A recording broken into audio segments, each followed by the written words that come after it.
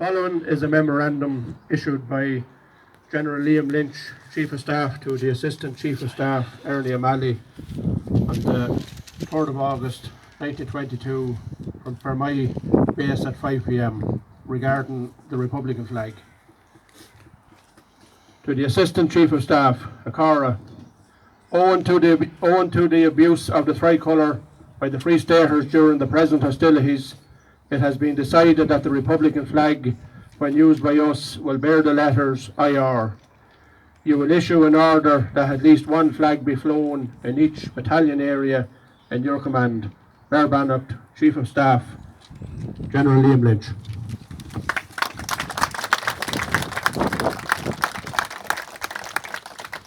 Definitive book on Burke and GREALY. Thank you very much. Armagh, Kevin. Accordia, this is a very proud day for myself and Sean McCabe.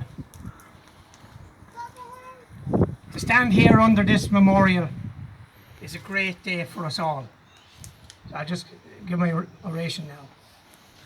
The hostilities that broke out in late June 1922, widely recognised as a civil war, in which Adjutant General Luke Burke and his anti-treaty comrade volunteer Michael GREALY lost their lives, is better known to traditional Republicans as the war in defence of the Republic. Traditional Republicanism correctly identify it as such because this is what it actually was, a conflict fought by faithful Republicans to uphold the right of the Irish people to self-determination, expressed through the ballot box in the All-Ireland general election of November 1918. This phase in Irish history was one of the most divisive periods for the Irish people, and especially within republicanism itself. A small but influential group within the broad Republican family had fallen into the trap of the age-old British tactic of divide and conquer. Even those who should have known better succumbed to the British threat of a return to immediate and terrible war. By surrendering our country's sovereignty, these quislings demonstrated a total disregard for the sacrifice of men like Luke Burke, who had fought the British Crown forces to a standstill for almost 3 years to help establish that republic. It appears these deceitful traitors' appetite for power far outweighed their loyalty to the Irish people's newly born republic.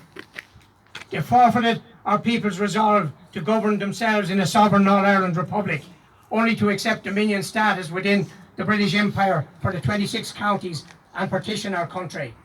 They recklessly proceeded with a strategy of dismantling the Republic, despite the consequence of confrontation with the majority of their former Republican comrades who had rejected any compromise on the true Republic by an overwhelming majority at the Army Convention on the 26th of March 1922.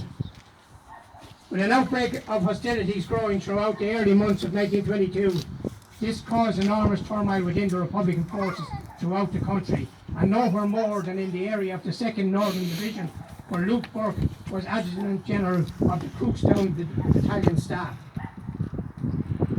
The 2nd Northern Division, which covers Derry, Donegal and Tyrone, was predominantly anti-treaty, and since January of 1922, this IRA division had been instrumental in carrying out the instructions of the Michael Collins-Liam Lynch Pact. This was for Republican flying columns located along the border to carry out armed raids against British forces inside the occupied 6 counties. Many leading officers from the Munster Executive IRA had been sent north to help coordinate and assist the 2nd Northern Division with these attacks in an attempt to destabilise the north.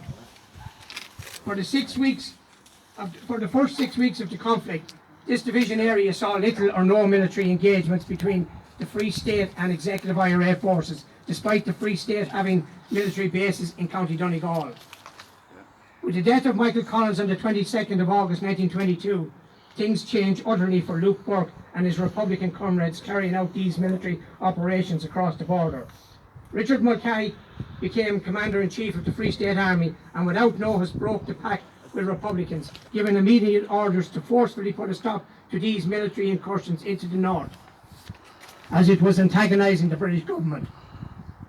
Immediately, Free State forces began detaining anti-treaty volunteers involved in this activity. They took a vicious approach to hunting down those who had gone on the run to avoid capture. Luke Burke himself was picked up in Donegal on the 28th of August. With the anti-treaty forces still strong in the Midlands, the Free State was extremely fearful of transporting these anti-treaty prisoners by road or rail from County Donegal to the newly opened internment camps in County Kildare. Instead, they opted to transport them by sea around the coast to Dublin on one of their newly acquired deep-sea vessels. Luke was among 150 Republican prisoners transported from County Donegal to Newbridge military barracks in early September. The first instinct of every prisoner of war is to try and escape. True to form, he didn't disappoint. Within 6 weeks of his detention, Adjutant General Luke Burke was among 112 Republican prisoners who escaped from Newbridge barracks on the 20th of October. This was the largest breakout of prisoners in the history of the 26-county state. Luke and a few others made their way to Dublin, connected up with Executive IRA personnel, and was temporarily billeted in safe houses in the Coombe area. With Luke now on the run, the anti-treaty Executive IRA network got him a job in Grace's shop in Oldcastle, County Meath. In fact, this is the same shop volunteer Michael GREALY had been working in for a number of years. By now, Luke Burke was already using the alias Henry Keenan from Newcastle, County Down, as he was aware the Free State authorities were on the lookout for him after his jailbreak. He immediately befriended Michael GREALY and became active with the anti-treaty executive forces in Oldcastle. On the 27th of February 1923, both Luke Burke and Michael GREALY were captured near Oldcastle after a botched armed raid on the town's two banks and raised funds for use by the Executive IRA in the ongoing conflict. When captured, Luke gave his name as Henry Keenan. GREALY also gave a false name and address. Since November 1922, the Free State had embarked on a ruthless campaign of executions against anti-treaty prisoners. Over the course of the conflict, as many as 84 prisoners were murdered after being tried by military tribunal. It is also estimated that at least another 70 were killed in summary executions by members of the Free State forces. Luke Burke and Michael GREALY were executed by firing squad in Mullingar military barracks on the morning of the 13th of March 1923 after receiving kangaroo justice at military tribunals. Following the executions, all reports given to the media by the Free State authorities included false names and addresses given by the men at the time of their capture. The true identity of the men did not become known until days after the event, with updates being given to the media. To indulge in further brutality, both men's remains were not returned to their families until the 25th of October 1924. Luke Burke's remains was accompanied home to Keady by his fiancée of the time, Lily Robinson, and reinterred here in the Burke family plot. It appears that the alias imposter Henry Keenan from Newcastle, County Down has actually outlived Luke's real identity for almost 100 years. Almost every publication in relation to the incident in Oldcastle and that of the two men's execution contains his alias. This is even true of articles written within the past 10 years. To exacerbate the tragedy of Luke's death, it appears he didn't just lose his life at the hands of Free State firing squad. These psychopaths, along with their highly paid revisionists, have persisted with a false narrative to remove this honourable man's name from the history books.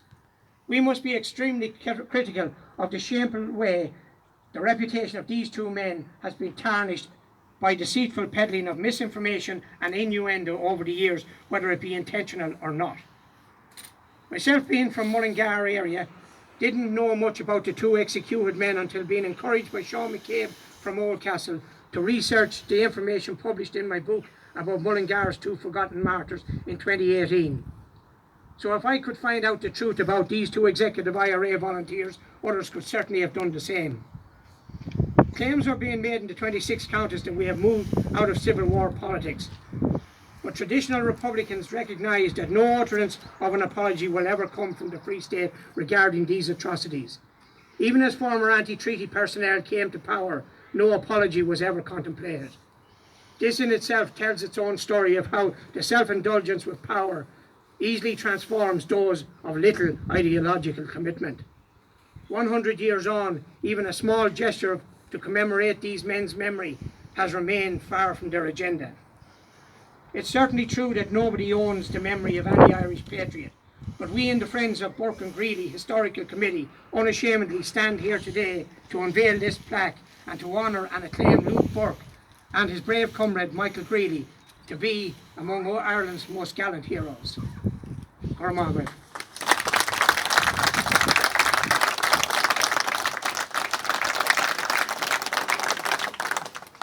What they call on became.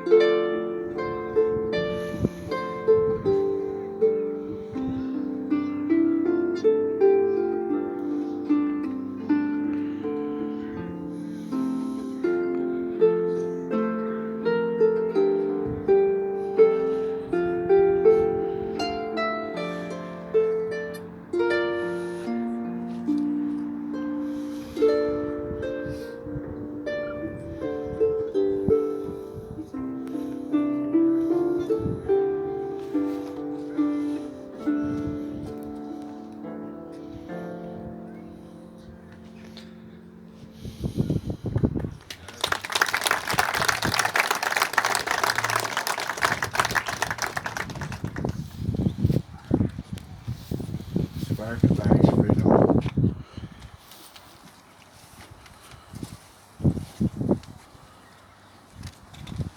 The Michael Fagan Fenian Society.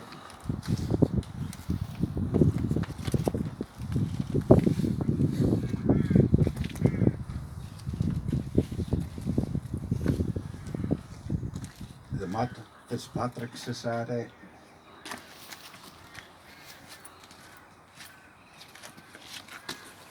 And the Anti-Imperialist Action Society.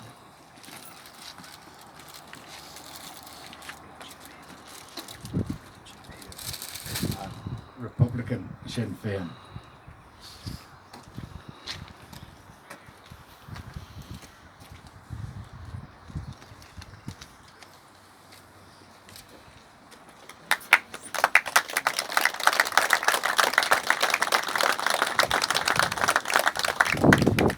We will now have a minute silence.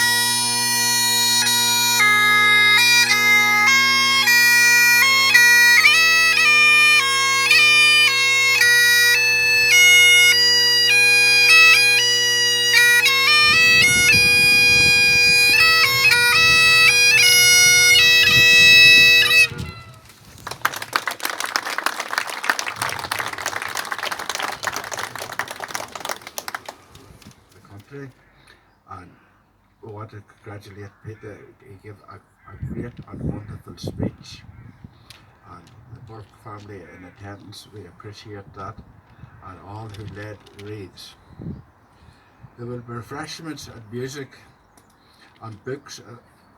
Peter's book will be available at Stan's Pub, and there'll be a music and a photo exhibition back at Stan's where everybody is welcome to come. Now the paper will play the national anthem. Thank you very much.